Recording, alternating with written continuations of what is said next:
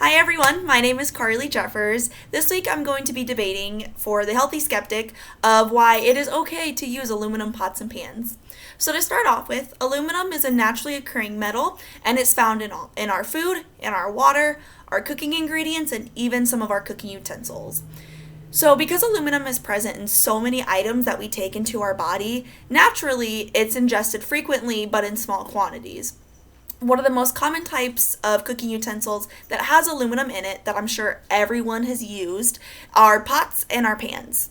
So when food is cooked in these pots and pans that has the aluminum in it, it's naturally leaked into the food, which is then eaten and taken into our bodies.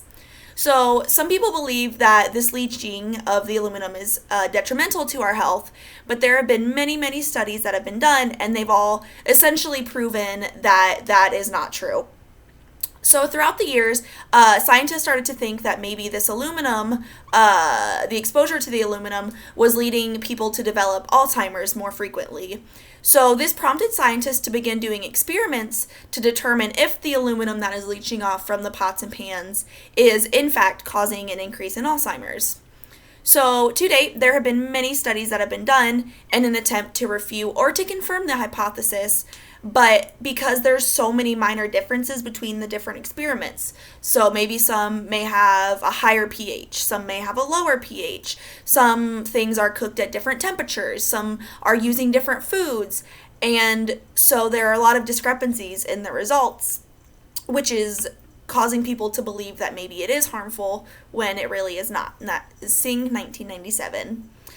So although there are many discrepancies because the different experiments are being done, there is an overarching result, according to Sony and others from 2002, that there are some statistically significant increases in the aluminum in the food, but the amount is still so small that it isn't actually affecting our health.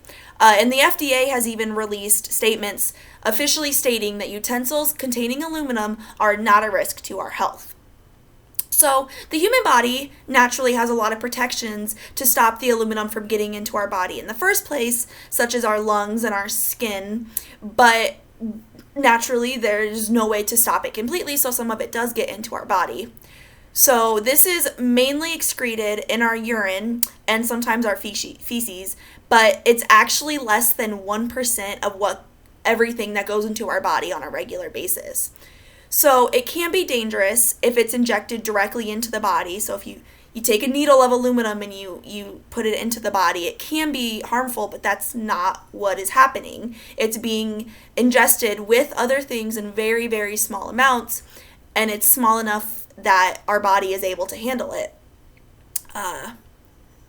So there have been no studies, according to Sony and others from 2002, there have been no studies that prove that what we ingest, mainly which is from food and the runoff from cooking utensils, are causing us any harm.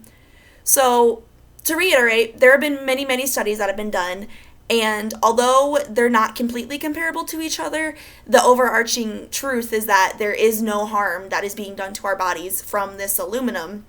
And so there's no logical reason that consumers should worry about the aluminum that they're ingesting from anything, food, water, utensils, whatever. And so there's no reason for them to stop using their aluminum pots and pans. Thank you, and I hope I was able to give you some insight.